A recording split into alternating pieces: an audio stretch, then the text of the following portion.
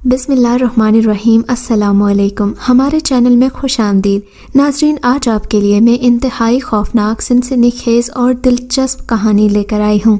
लेकिन कहानी शुरू करने से पहले आपसे गुजारिश है कि अगर आप हमारे चैनल पर नए हैं तो हमारे चैनल को ज़रूर सब्सक्राइब कीजिए ताकि आपको हमारी वीडियोस सबसे पहले मिलें। हमारे मोहल्ले में एक नई खातून आई थी जिनकी तारीफ़ें और उनके चर्चे हर तरफ थे। कोई कहता कि नसरीन बीबी बहुत नेक और परहेज़गार है तो कोई उनके आला अतवार की तारीफ़ करता। किसी को उनका बेटा पसंद था तो कोई उनके सलीका मंदी की तारीफ़ करता। मगर सच तो ये है, मुझे नसरीन बीबी एक आँख नहीं भाई थी। मैंने उन्हें अपनी फुप्पो के घर बैठे देखा। मुझे ऐसा लगा जैसे मैं इंसानी दुनिया में किसी गैर इंसानी मखलूक को देख रही हूँ। उन्हें देखकर मुझे अजीब सी वहशत होती, मगर मैं खामोश ही रही। अलबत्ता नसरीन बीबी ने मुझे गौर से देखा था। उस वक्त मैंने अपने बाल खोल रखे थे।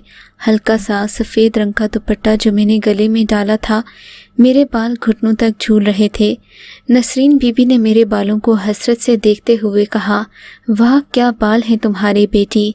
मैंने तो कभी ऐसे बाल ज़िंदगी में आज तक नहीं देखे, मगर अब देख लिए हैं। नसरीन बीबी ये कहकर खामोश हो गईं।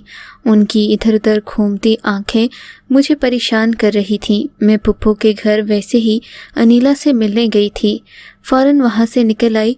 अनीला तो घर में मौजूद नहीं थी, जबकि पुप्पो का बेटा मोहित मुझे बेपनाह पसंद था। हम दोनों बचपन से एक दूसरे से मोहब्बत करते और एक दूसरे से शादी करना चाहते थे। हमारे घर वालों को भी हमारी पसंदीदगी का इल्म था, लेकिन खुल्लम खुला हमने कभी इसका इजहार नहीं किया था और मेरे घर वालों से तो ये बात बिल्कुल ही राज थी। अम्मी को अंदाज़ा नहीं था कि मैं मोहित को पसंद करती हूँ।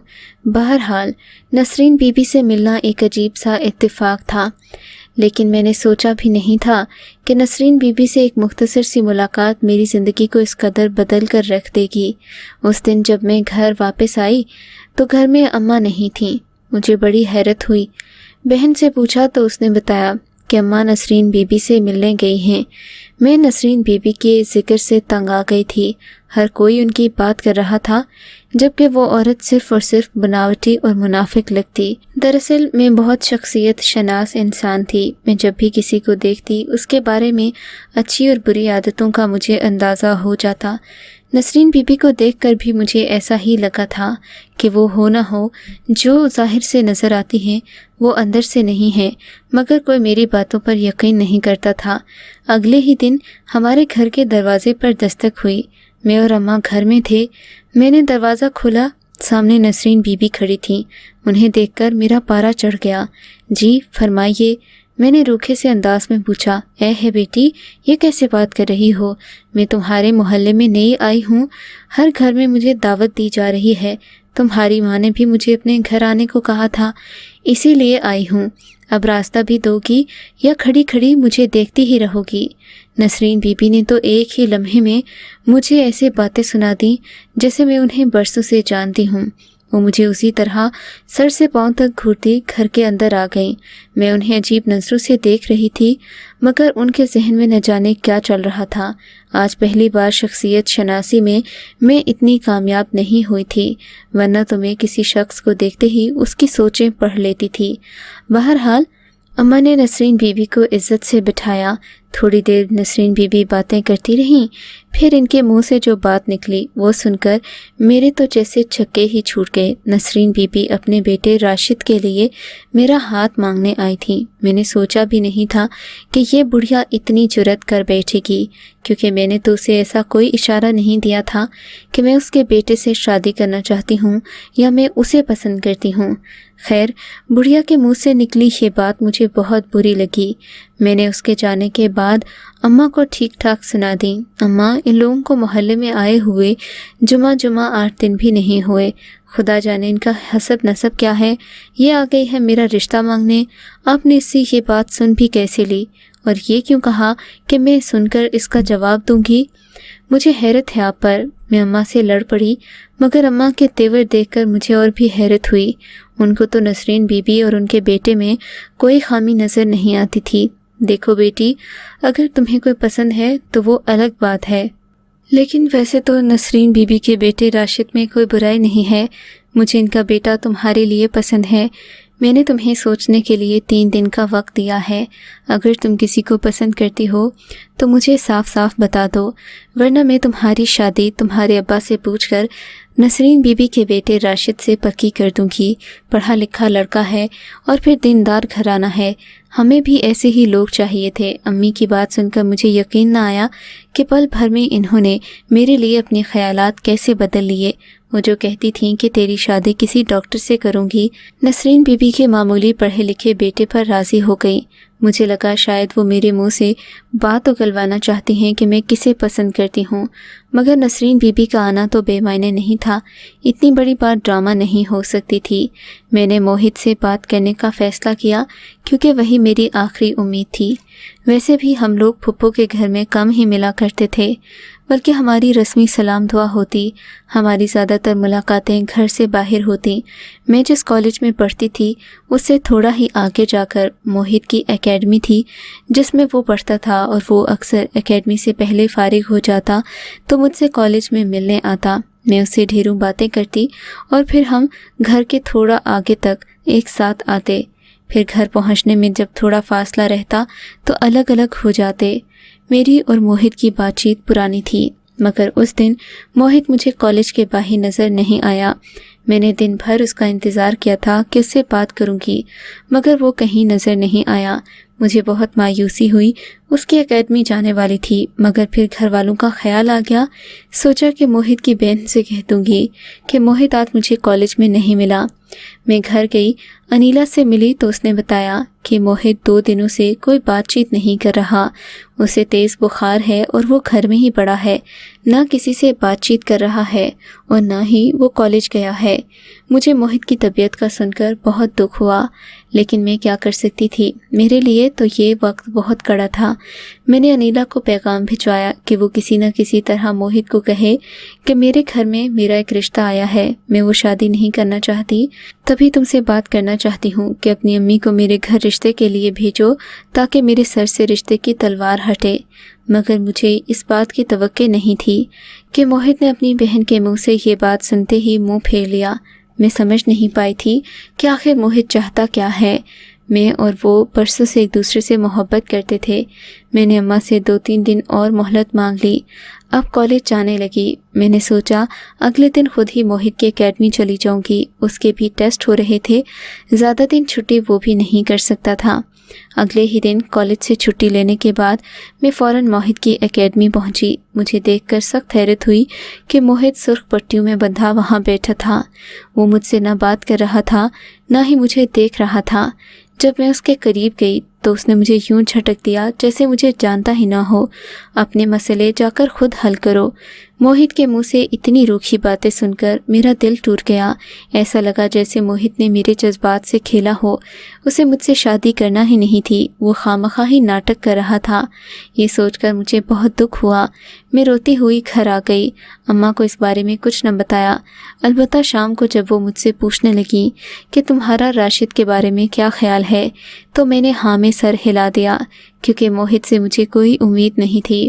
وہ کافی دنوں سے عجیب سا رویہ اختیار کیے ہوئے تھا، لگتا ہے اسے کوئی اور پسند آ گئی ہے۔ حالانکہ میں نے اسے یہ بات بھی بتا دی تھی کہ میری ماں میری شادی کہیں اور کر رہی ہے، مگر اسے اس بات سے کوئی فرق نہیں پڑا۔ اماں کو اپنی شادی کا اقرار دینے کے بعد میں نڈھال سی ہو گئی۔ جی چاہتا کہ اپنے آپ کو مار ہی ڈالوں۔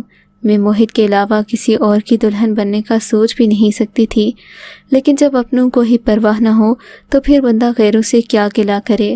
میری منگنی پکی ہو گئی۔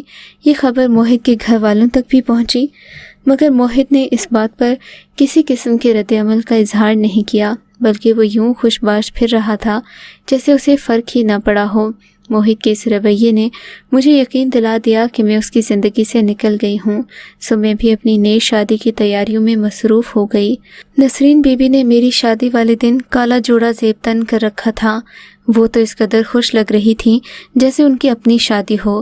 مجھے یہ عورت ایک آنکھ نہ بھاتی، مگر اب تو یہ میری ہونے والی ساس تھی، اسے برداشت کرنا ہی میری مجبوری تھی۔ میں نے جب اپنی شادی کا جوڑا پہنا تو مجھے عجیب سا محسوس ہونے لگا۔ ایک وحشت تھی جو میرے سر پر سوار تھی۔ پھر میں دلہن بن کر راشد کے آنگن میں آ گئی۔ راشد جب رات کو مجھ سے ملنے آئے تو ان کے زبان پر بس ایک ہی ورد تھا کہ میری ماں کو کبھی ناراض نہ کرنا، اگر مجھ سے اچھا رویہ چاہتی ہو تو میری ماں کو خوش رکھنا۔ میں نسرین بی بی کی رٹ سن سن کر تنگ آ چکی تھی، مگر صبر و تحمل سے کام لیا۔ نسرین بی بی کوئی الگ ہی چال چل رہی تھی جس کا کسی کو بھی اندازہ نہیں تھا، مگر خاموشی میں ہی بہتری تھی۔ جب تک میں خود کو ثابت نہ کر پاتی، نسرین بی بی پر کسی طرح کا الزام لگانا بھی غلط بات تھی، سو میں خاموش رہی۔ شوہر کی باتیں بھی میں نے سر جھکا کر سن لی تھیں، مگر میں جانتی تھی کہ نسرین بی بی آرام سے نہیں بیٹھے گی، اور اگلی ہی صبح نسرین بی بی نے ایک ایسا اعلان کر دیا جسے سن کر میرے تو کانوں سے دھواں نکلنے لگا۔ نسرین بی بی کے مطابق ان کے خاندان میں کوئی دلہن 3 دن سے پہلے اپنے شوہر کے کمرے میں نہیں رہ سکتی تھی۔ یہ تو انہوں نے مجھے رعایت دی تھی کیونکہ میں ان کی سہیلی کی بیٹی ہوں، مگر اب ایسا نہیں ہو سکتا۔ 3 دن مجھے اپنی ساس کے کمرے میں سونا ہوگا۔ یہ شرط سن کر مجھے بہت غصہ آیا، مگر میں پھر بھی خاموش رہی۔ میں چاہتی تھی کہ نسرین بی بی کے سارے رنگ ایک ہی بار دیکھ لوں۔ اپنے شوہر سے کوئی گلہ کیے بغیر میں اپنا مختصر سا سامان لیے اپنی ساس کے کمرے میں آ گئی۔ ساس مجھے اوپر ایک اور کمرے میں لے گئیں جس میں ریشمی پردے، مخملی بستر تھے۔ یہ باقی کمروں سے کافی مختلف تھا۔ اس میں گول دائرے سے دیواروں پر بنے تھے اور ایسا لگ رہا تھا جیسے یہ کمرہ کسی خاص مقصد کے لیے بنایا گیا ہو۔ میں نے زیادہ دھیان نہیں دیا، مگر میں جان گئی تھی کہ نسرین بی بی کا مجھے یہاں لانے کا ارادہ کچھ اور ہی ہے۔ وہ بار بار میرے سر پر ہاتھ پھیرتی، مجھے عجیب نظروں سے دیکھتی۔ میں خاموش ہو گئی۔ تھوڑی دیر بعد وہ کمرے سے نکل گئیں۔ میں نے دروازے کو اندر سے لاک لگا لیا، کمرہ اچھی طرح چیک کیا، کہیں کوئی کھڑکی وغیرہ تو نہیں۔ مکمل تسلی کرنے کے بعد میں سونے کی تیاری کرنے لگی۔ تھوڑی ہی دیر میں مجھے نیند آ گئی۔ رات کا نہ جانے کون سا پہر تھا، مجھے اپنے سینے پر کچھ بھاری بھاری محسوس ہوا۔ یکدم میری آنکھ کھل گئی۔ بتاتی چلوں کہ میری نیند کافی کچی تھی۔ میں جیسے ہی کوئی آواز یا آہٹ سنتی میں فوراً جاگ جاتی، اور ابھی بھی ایسا ہی ہوا تھا۔ مجھے اپنے وجود پر شدید قسم کا بوجھ محسوس ہو رہا تھا۔ میں اٹھنا چاہتی تھی مگر جیسے ہاتھ پاؤں میں جان نہ رہی۔ میں بولنا چاہتی تھی مگر جیسے میری زبان کسی نے جکڑ لی تھی۔ مجھے بہت پریشانی ہو رہی تھی کہ میں یہ کس مصیبت میں پھنس گئی ہوں۔ تبھی کسی نے میرے بستر کو ہوا میں معلق کر دیا۔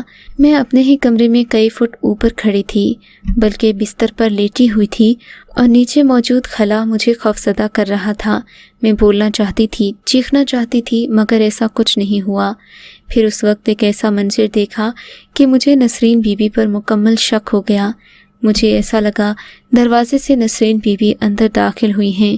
میں ان سے کچھ کہنا چاہتی ہوں مگر میں بول نہیں پاتی۔ ان کے ساتھ ایک نوجوان خوبصورت لڑکی تھی جس کے دانت کسی خونخوار درندے کے جیسے تھے۔ اس کے سر پر بال نام کی کوئی چیز نہیں تھی، نہ ہی اس کی پلکوں اور آنکھوں کے ارد گرد بال تھے۔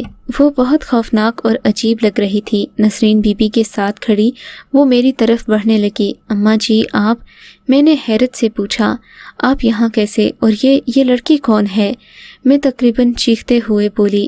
نسرین بی بی نے میری بات کا کوئی جواب نہیں دیا۔ اس لڑکی کو اشارہ کیا، وہ کینچی لے کر آگے بڑھی اور اس نے میرے بالوں کی لٹیں کاٹ کر اپنے پاس رکھ لیں۔ یہ منظر دیکھ کر میں چلانے لگی، تم میرے بال نہیں کاٹ سکتی۔ میرا یہی موقف تھا، مگر انہوں نے مجھے بازوں سے پکڑ کر میرے لمبے گھنے بالوں کی کچھ زلفیں کاٹ لیں اور اپنے ساتھ لے گئیں۔ جاتے ہوئے دروازہ بھی کھلا چھوڑ گئیں۔ اس کے بعد مجھے کچھ ہوش نہیں رہا۔ صبح کے تقریباً 4 بجے جب میری آنکھ کھلی تو پورے جسم میں درد ہو رہا تھا۔ ایسا لگتا جیسے کسی نے میرا جوڑ ہلا دیا ہو، اور پھر اسی وقت کمرے کے دروازے پر دستک ہوئی۔ مجھے یہ دیکھ کر حیرت ہوئی تھی کہ میرے کمرے کا دروازہ اندر سے بند تھا۔ رات کو ہونے والا منظر آہستہ آہستہ میرے دماغ میں کسی فلم کی طرح چلنے لگا۔ میں جان گئی تھی کہ میرے ساتھ جو ہوا وہ واقعی سچ تھا، مگر یہ کیا؟ دروازہ اندر سے کیسے بند ہو گیا؟ जबकि मैंने तो नसरीन बीबी को उस औरत के साथ अंदर आते देखा था। मैंने दरवाज़ा खोला तो सामने नसरीन बीबी खड़ी थीं। उनकी मकरूह शक्ल देखकर मुझे गुस्सा आ गया। आप क्या लेने आई हैं? क्या मेरे बाल काटने के बाद भी आपको सुकून नहीं मिला? मेरी बात सुनकर मेरी सास मुझे हैरान कुन नज़रों से देखने लगी, जैसे मैंने कोई अजीब बात कर दी हो। बेटे, क्या हो गया है? तुम मुझसे ऐसी बात क्यों कर रही हो? नसरीन बीबी की आंखों में आंसू आ गए। रात को आपने जो मेरे साथ किया, खुदा वो किसी दुश्मन के साथ भी न करे, मैं ये कभी भूल नहीं पाऊंगी। मैंने गुस्से से कहा और दरवाज़ा बंद करना चाहा कि मेरे शौहर ने ज़बरदस्ती दरवाज़ा खोल दिया। ये तुम अम्मी से किस लहजे में बात कर रही हो? तुम्हें ज़रा शर्म नहीं है कि वो तुमसे उम्र में कितनी बड़ी हैं? कुछ तो खुदा का खौफ करो। एक लम्हा आएगा कि तुम भी किसी की सास होगी और तुम्हारी नौजवान बहू तुम्हारे सामने ज़ुबान चलाएगी तो तुम्हें कैसा लगेगा? अपने शौहर की बात सुनकर मैं बहुत शर्मिंदा हो गई। मुझे समझ नहीं आता था कि मैं नसरीन बीबी से क्या कहूँ। मैं तो ऐसी सूरत हाल में साफ साफ गलत साबित हो गई थी, जबकि मैं जानती थी ये सब मेरी सास का किया धरा है। लेकिन इस मामले से निपटने के लिए मुझे किसी गहरी प्लानिंग की ज़रूरत थी। मैं ये देखना चाहती थी कि मेरे कमरे में आने वाली वो लड़की वो कौन थी और क्या सास वाकई मेरे कमरे में आई थी या ये सिर्फ मेरा वहम था। अगले दिन मैंने खीर बनानी थी। खीर से ही दुल्हन के लिए घरेलू जिम्मेदारियों का इफ्तिताह होता है। मैंने खीर बहुत मेहनत से बनाई।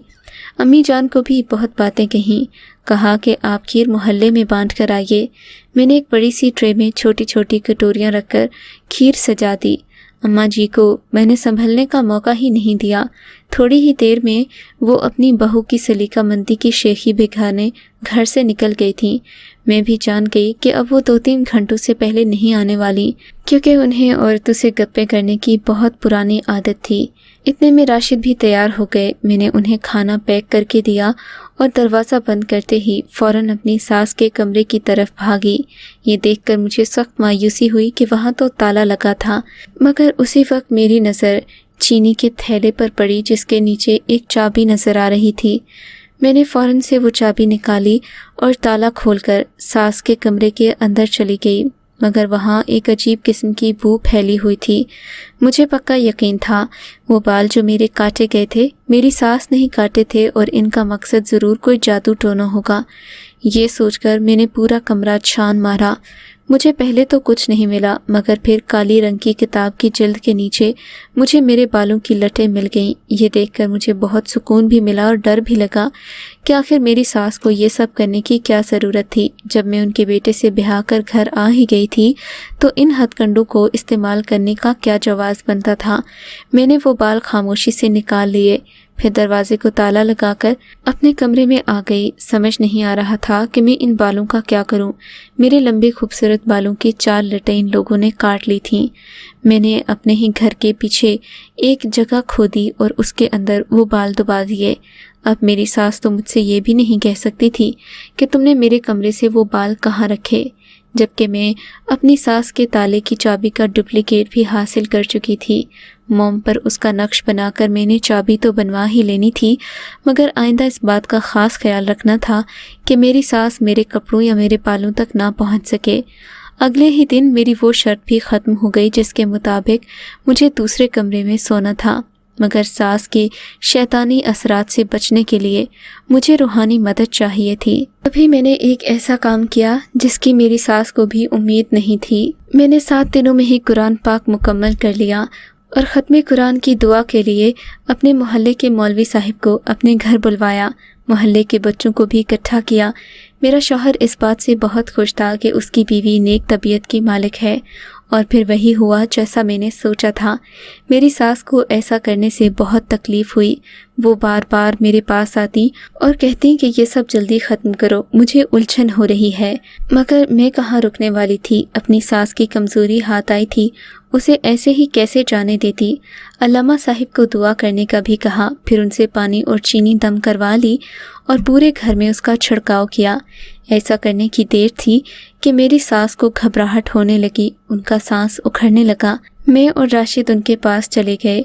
राशिद मुझसे पूछने लगे कि अम्मा को क्या हुआ, जबकि उनके पास भी ना कोई जवाब था। ना मैं जानती थी कि उनकी तबीयत अचानक ख़राब कैसे हुई। کافی دیر کے بعد میری ساس یوں ہی پلکیں جھپکنے لگیں۔ وہ کبھی فضا میں دیکھتی اور کبھی خالی نگاہوں سے ہماری طرف۔ ان کی نظر چلی گئی تھی، اب وہ کچھ دیکھ نہیں سکتی تھیں، جبکہ انہیں اس بات کا یقین نہیں آ رہا تھا کہ وہ اپنی بینائی کھو چکی ہیں۔ میرے شوہر کو بھی یہ بات بہت عجیب لگی کہ ایک ہی دم اچانک بیٹھے بیٹھے اماں جی کی نظر کیسے چلی گئی، مگر یہ حادثہ ہو چکا تھا، اب ہم کچھ نہیں کر سکتے تھے۔ میری ساس نے اپنے سبھی جرموں کا اقرار کر لیا، یہاں تک کہ موہت کو اپنے موکلوں کے ذریعے پٹوانے کا اقرار اور مجھے زبردستی اس گھر میں لانے کا اقرار۔ ان کے خیال میں ایک سگرمند لڑکی تھی اور ان کے کام آ سکتی تھی، مگر میں ان چیزوں سے تو بچپن سے ہی دور بھاگتی تھی۔ میں نے اپنی ساس کو آتے ہی ہری جھنڈی دکھا دی کہ میں کسی قسم کے غلط کام میں ملوث نہیں ہوں گی۔ یوں میری جان ہمیشہ کے لیے اس کالے جادو کے جال سے چھوٹ گئی۔ اگر میں شروع میں ہی ہار مان لیتی تو نہ جانے آج میرا حال کیا ہوتا۔ آج کل میں اپنی ساس کی خدمت کر رہی ہوں، اللہ سے دعا کرتی ہوں کہ وہ ان کے پچھلے گناہوں کو معاف کر دے، مگر میں نے سنا ہے کہ کالے جادو میں ملوث ہونے کے بعد کوئی بھی انسان دائرہ اسلام سے خارج ہو جاتا ہے، مگر میں ہمیشہ اپنی ساس کی مغفرت کی دعا کرتی ہوں، اللہ ان کا خاتمہ بالایمان کرے، آمین رب العالمین۔ اگر آپ کو یہ کہانی اچھی لگی ہے تو اس ویڈیو کو لائک کیجیے اور اس طرح کی مزید ویڈیوز دیکھنے کے لیے ہمارے چینل کو سبسکرائب کیجیے۔ اور ہاں، اگر آپ کی کسی دوست، رشتہ دار یا بہن کے ساتھ خدا نہ کرے ایسا کوئی واقعہ پیش آیا ہے تو ہمیں کامنٹ سیکشن میں اس کے بارے میں ضرور بتائیے۔